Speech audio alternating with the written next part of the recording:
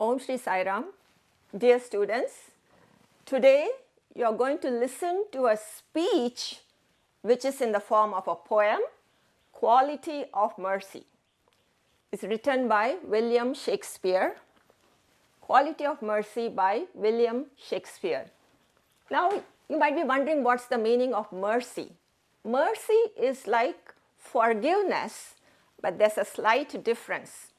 For example, supposing you borrow your friend's pen and by mistake it breaks. Then your friend says, okay, I forgive you. That is forgiveness.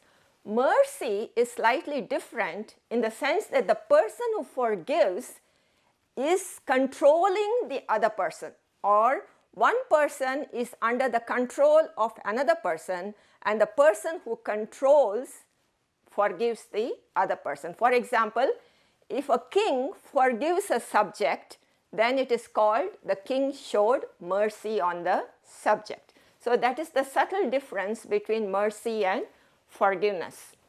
Now let's know a little bit about the poet William Shakespeare. William Shakespeare was born on 26th April 1564 in Stratford upon Avon, England. He was an English poet, playwright, and actor. He is widely regarded as the greatest writer in the English language and the world's greatest dramatist. He is often called England's national poet and the Bard of Avon. He has written world-famous plays such as Romeo and Juliet, Hamlet, King Lear, Macbeth, Othello, Cleopatra, etc. He passed away on 20th April 1616 in Stratford upon Avon, England at the age of 52. Now, apart from all these tragedies, Shakespeare has also written several comedies, and one of them is The Merchant of Venice. If you get a chance, please read at least one of these plays. They are really, really good and you will really enjoy them. Let's look at the introduction of the speech, which is in the form of a poem, Quality of Mercy. This poem is an extract from The Merchant of Venice, which is a play by William Shakespeare. Now, I'll give you a quick recount of the play, just a brief one, a brief summary. Antonio, who is the main character in the play, is a merchant who takes a loan from Shylock, a moneylender who hates Antonio. Now, Shylock insists on a strange bond. As per the bond means like an agreement. As per the bond, if Antonio was unable to repay the loan on the due date, what was the penalty? Shylock would cut off a pound of Antonio's flesh as repayment of the loan. Now, Antonio wanted the money to give it to his friend Basilio because Basilio was courting a beautiful woman, Portia.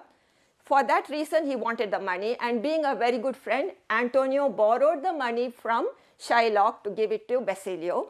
Now, Basilio uses the money to woo the beautiful Portia and they get married. That is the other part of the story. Unfortunately, Antonio is not able to repay the loan on the due date. Shylock, the moneylender, insists on cutting off a pound of Antonio's flesh because that's the agreement. According to the agreement, he was going to cut off a pound of Antonio's flesh, and which part of the body he wanted to cut off? The one closest to the heart, so that when he cuts off the flesh, Antonio would die. That was his idea. Antonio's lawyer, now Portia, who was married to Antonio's friend, she dresses up like a man. In those days, women were not allowed to go to the court. So she dresses up as a man, nobody recognized her, and came as a lawyer to fight for Antonio.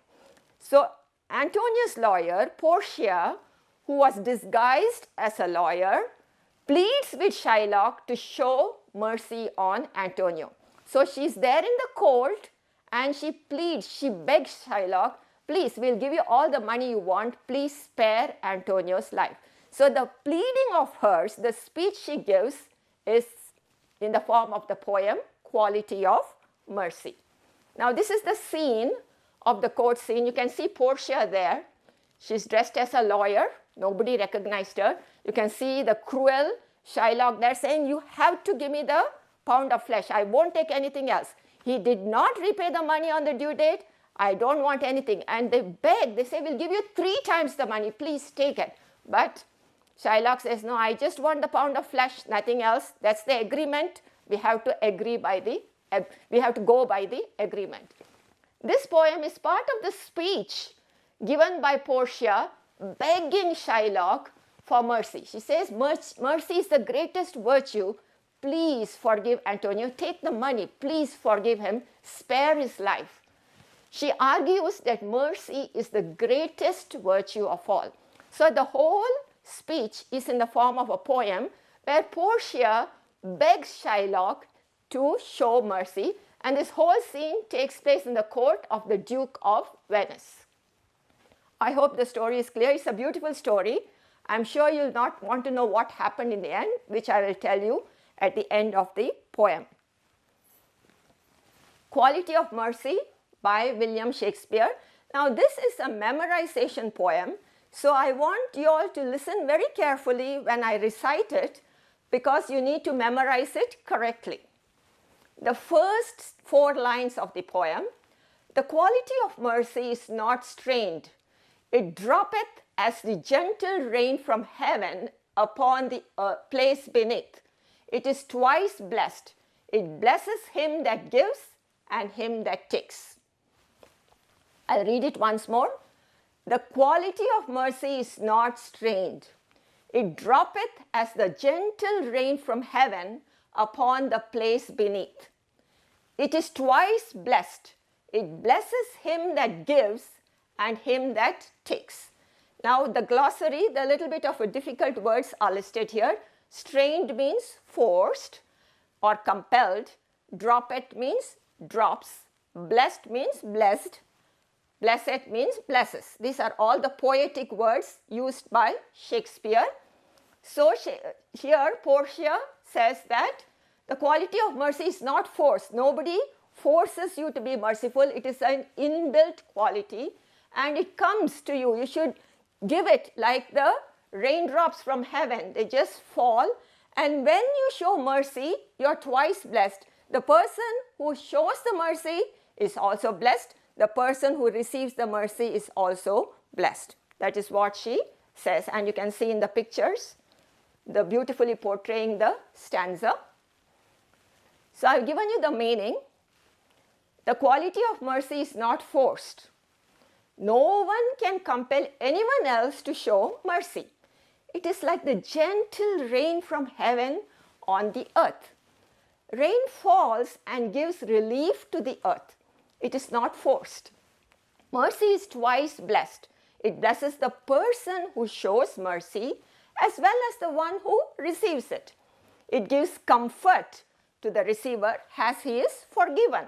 It blesses the person who shows mercy as it makes him rise above his human nature and helps him become a better person. This is the meaning of the stanza. Please make sure you memorize it because it is a memorization poem.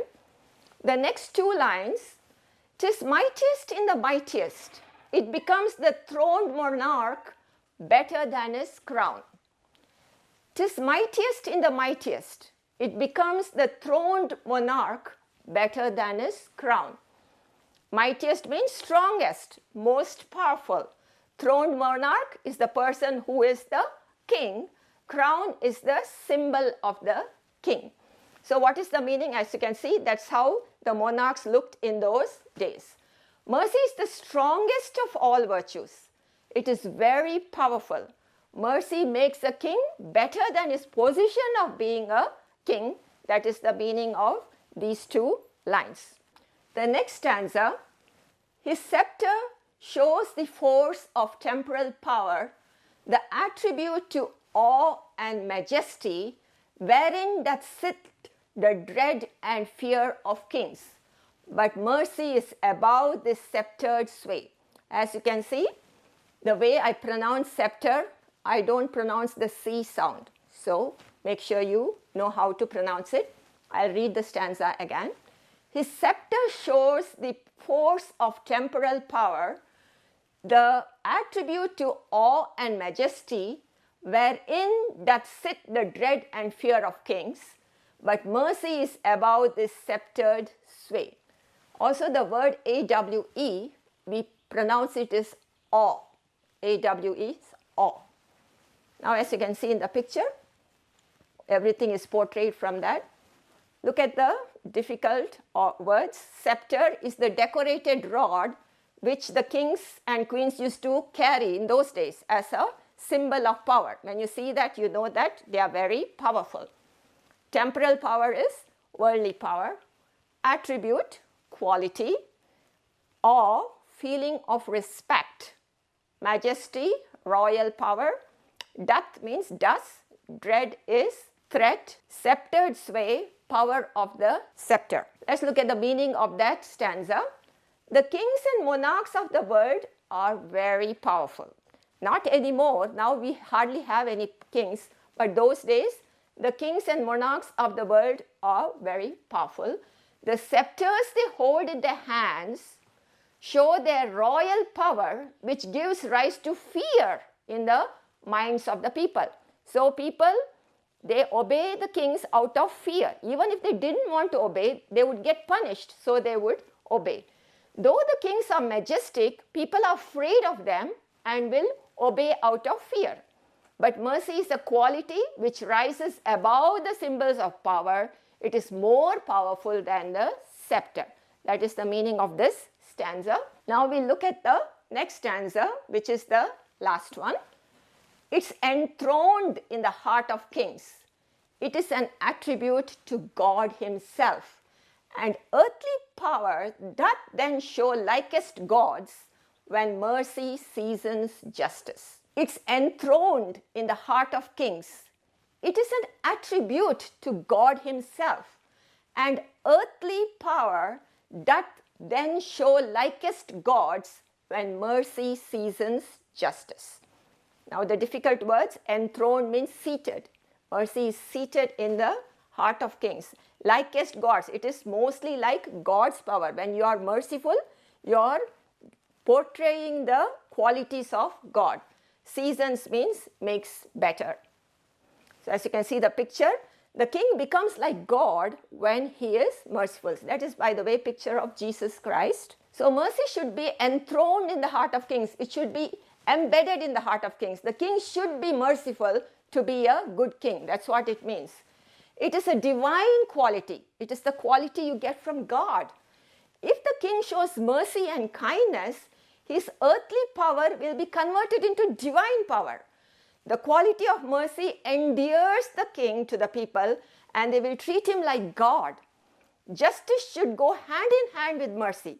The king might have to give a harsh judgment, but he should combine it with mercy. Such a profound paragraph, so much of meaning in it. I put the whole thing together in the form of a summary for you. The quality of mercy is an extract from Shakespeare's play, The Merchant of Venice. Portia, one of the main characters of the play, argues that mercy is the greatest virtue of all. She compares mercy to the gentle rain that falls from heaven to the earth. Mercy blesses both the giver and the receiver. It is the most powerful of all virtues. The scepter of the monarch is a symbol of worldly power. It controls people through fear. The power of mercy is superior to the power of the scepter. Mercy is a divine quality. It should be enthroned in the heart of kings. If kings show mercy and kindness, then their earthly power becomes divine. So this is the summary of the poem. Remember once again, this is a poem for memorization. You have to memorize it thoroughly. Now, I'm sure you want to know what happens next. So Portia argues and really begs Shylock, please, we will give you more money.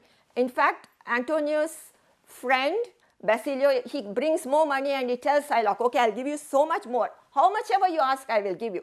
Please spare my friend's life. But Shylock is so cruel, he says, no way. I wanted his life, that is the bond, look at the bond. It says, if the money is not paid, he has to give a pound of flesh, that's it. I won't agree to anything. Now Portia is a very clever young lady.